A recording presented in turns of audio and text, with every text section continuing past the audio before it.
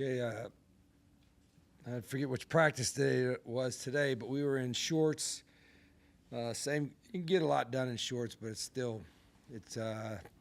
probably don't get as good evaluation from a physical standpoint. But I thought we did some decent things and got a lot of work in. And then tomorrow we'll go back to full pads, and get a little more live period. Friday we'll be back in shorts, and then Saturday will be predominantly a scrimmage. There'll be some individual work and special teams work, but mostly it'll just be a scrimmage and have a full officiating crew and let them play, and that'll get a lot of good evaluating done then. So Rich, yesterday we got to talk to Ryan Garrett, so it brings up wide receivers. So obviously your thoughts just in general, but also a few of the specific ones, including the guy that came with you from Jacksonville State, Cam Vaughn. What's his ceiling? How does he look so far? How good can he be? Yeah, we have actually three that came, right, with Jack State. Yeah. Cam, Jordan McCants, and, Gerard Bowie.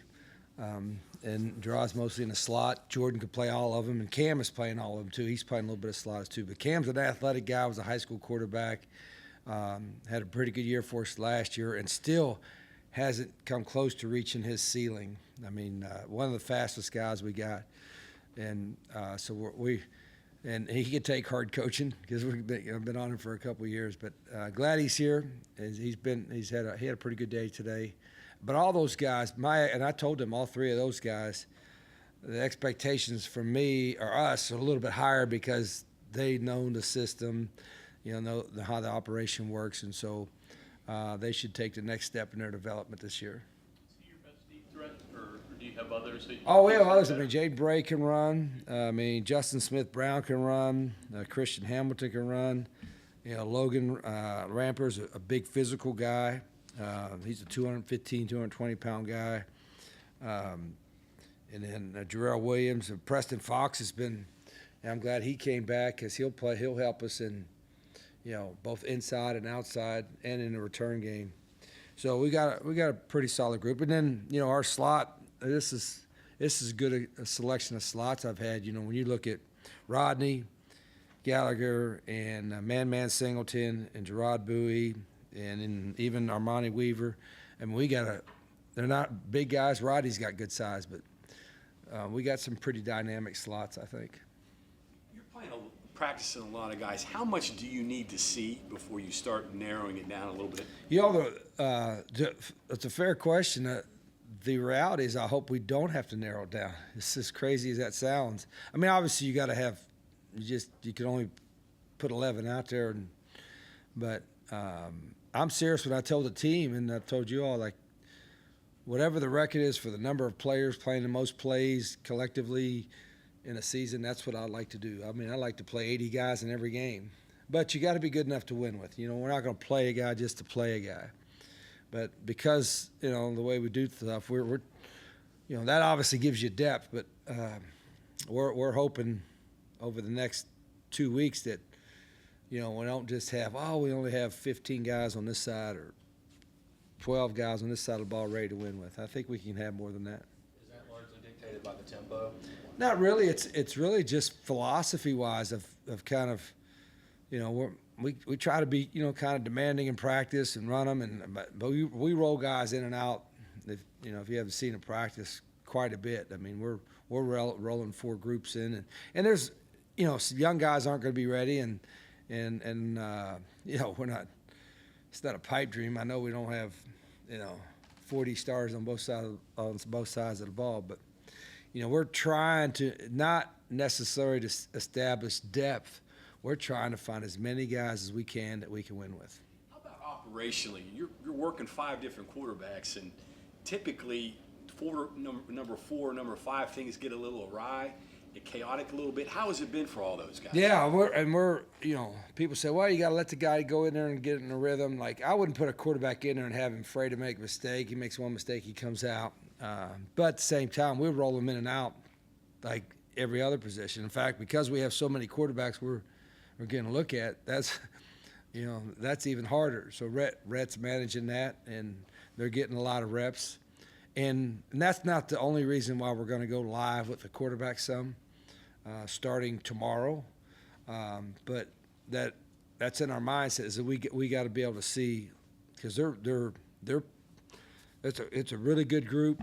I think each one of them's gotten better every day, and they should. I mean, like any other system, not just ours. The more you're in it, and the more reps you take in it, the more comfortable you're going to get, and that's got to happen in the next 2 weeks.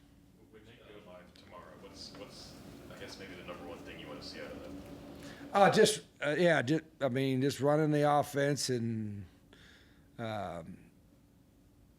everybody said making a play, but sometimes you're in there and there's a busted assignment, or, the quarterback didn't do anything wrong. It's just a bad play call or something, So we put all that into factor in looking at them, but just, sometimes, like I said, when you go live with those guys, and maybe they break a tackle, maybe their ability shows up even more. Like I said, I've learned that in the past, so that's one of the reasons we're doing it. You, Pat, Brett, all of you working with Travis some too, I guess. Yes. How are you guys handling that? How are you handling that? Yeah. Well, I usually am the loudest guy, So, and then and Rhett's personality. I mean, Rhett's really sharp, but he's like the opposite personality of me, which is probably perfect because he's the one that's talking to on the headpiece there. And Pat's kind of quiet, but Pat's also helping me manage the situations on the field. So it's been a pretty good mix so far, but I have a tendency to kind of like jump in the middle of it a whole lot, and Rhett and Pat understand that, and so do the quarterbacks. Like yesterday, I met much with the whole team, some of the film. And there'll be times I'll run with the whole offense, and then there'll be times I've run with the whole offensive skill. And then just about every day I'll be meeting with quarterbacks at some point during the day. But it's been good. I think because we all have our different personalities. I mean, the way we approach it, I think it makes it easier for us to manage it. Do you see a future for a current coach in Pat?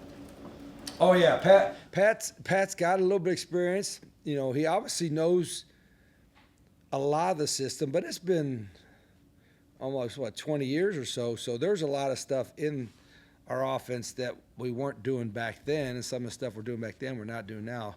So Pat's still in the process of learning all that, but he's got a good demeanor about him. Him and Rhett both. I mean, like I said, I needed that because I needed a calmer, kind of analytical kind of guy to kind of sit him when I'm screaming at him, because I'm kind of loud, and after I see something, I say something. I don't usually wait till the next day, and sometimes it's good to wait a little bit and tell them something. So, like I said, Rhett is really good about that. He knows the offense in and out, and Pat is learning it very quickly. So, I'm pretty fortunate to have both of them. Colorado's got Dion, as a star. You don't often see stars that become, dynamic coaches. They probably have other opportunities, et cetera. Pat was a star. Can you see him? Yeah, and I've even heard, Bob, it's funny because I think I heard somewhere that somebody said the guys that were the superstars or whatever have a hard, struggle a little bit being a head coach because everything was like easy for them or whatever, and that's not the case. Those guys are, they earn that kind of status, like Pat and Coach, Deion Sanders, and they earn their status. So I think it's just on the individual. I think, there certainly is a lot of sacrifice from a time standpoint that you make as a coach, and a lot of guys that are great athletes don't have to make that time commitment. They can, do something that isn't as all-consuming as coach is. So a lot of them don't look to go in that track. They go in a different track. And I talked to Pat about it before, we talked about it. I said, Pat, you want to be a coach, this is it. I mean, go all in, and you're starting all over again, so to speak, and jump in with both feet. And I know you can help us, but this is a chance for you to kind of jumpstart your career too. And he's been doing that, so it's been really good. You talked about the running backs. You have NOEL DEVINE as well on the coaching staff. How big has he been in that transition with the running backs to try to learn this offense from somebody else who also played in it? Yeah, same thing, NOEL. And he's got a great personality. NOEL is always, He's excited to be out there, and this is really his first year. I know he coached a little bit down in Florida and was coaching some, teaching speed. He had some speed camps and doing other stuff down there. But he's a natural football coach. I mean, in recruiting, I could see it in recruiting. His personality and talking to guys that we recruited and all that. He's going to have a great career in coaching, and he's still learning, but he's got everything it takes to be a really good one, I think. A lot of people are doing two-spotting now, and obviously you can't be with both groups when they're going at the same time.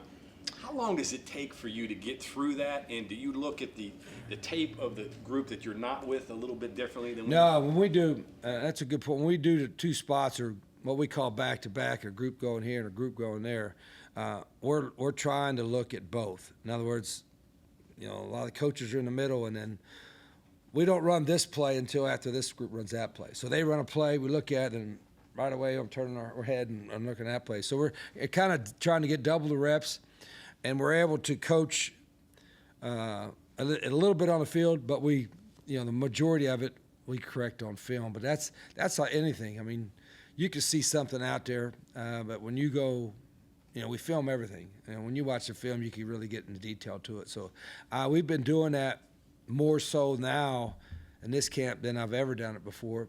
And I'm doing it because, one, we got to evaluate so much, but also because it just makes more sense. What you don't get is you don't get the whole field. In other words, you got about 35 yards this way and 35 yards this way. You like to have like an extra 40 yards so you're not everything. You got some more deep balls and stuff like that. But it's allowed us to get a lot of guys a lot of reps. It requires you more time to watch it, right? So you have to a lot more work as coaches. You got double the amount of film you got to watch. Right. That's the part. That's one part of it. Rich, like a history of guys who've come in as recruits as like tweeners, I guess. They could be a slot receiver or a corner. They could be a quarterback or a receiver too. How do you decide? Like, where do you begin and decide what his best avenue is? Yeah, you hope. Yeah, like nowadays, I wouldn't hesitate to play guy both ways if you could do it, but you hope you don't have to. But you just try to get the best athlete you can, and then and I think it's fair to ask, which position do they want to play at? Because usually you get them there, and that they'll be more excited about that. So we'll always ask the guy, if you're a dual player on both sides, which one do you really want to play? And then we'll give them our honest opinion where we think they can have the most success at. And then if we got to change after we get here, we'll change. But there are, I would think there are, a lot of your best high school players, of course, play both ways, right? Why wouldn't they? And that's a good thing, But and we've got some of those. I don't think, and to your point, there's not really, and there's usually is some guys that we're looking at like, maybe we'll switch them from one side to the other. Right now, I don't think there's that many that we're looking at that. And it's not because they don't have the ability. It's just because I think we got some competition in all of them. The two guys you've named are different. Like Weaver could have been a corner. Yeah. Looks like he fits the slot, and then Vaughn. You say speed and quarterback. That sounds pretty inviting. And he ends up becoming a good receiver. How did those end up going those ways? Yeah, when we were recruiting Cam Vaughn out of there, and he was a good athlete, we told him right from the jump, said, listen, you might get a day or two or a week or two at quarterback, but we think you could help us a lot earlier at wideout. And that's exactly what happened. He moved right away. And I sometimes forget that Cam doesn't have a lot of experience at receiver, and didn't have a lot until we played at Jack State. And that's why I think his ceiling is still way out there. What's that? Weaver, I like what Devonnie's done. It's the slot. I think his future is right there. Coach Neal was at practice the other day. Yeah. Can you just talk about your relationship with him post West Virginia and now that you're back? Yeah, I mean, obviously I played for Coach when this place was first built. Worked here as a volunteer assistant, as a student assistant first, and then a few years after that as a volunteer assistant, and then obviously took over for Coach when he retired. So we kept in touch a little bit. When I was in, a few times I was back up this way. He called me a couple times on some guys, but it's great to see him. He's obviously a legend here and did a lot of things for our program. Okay, thank you.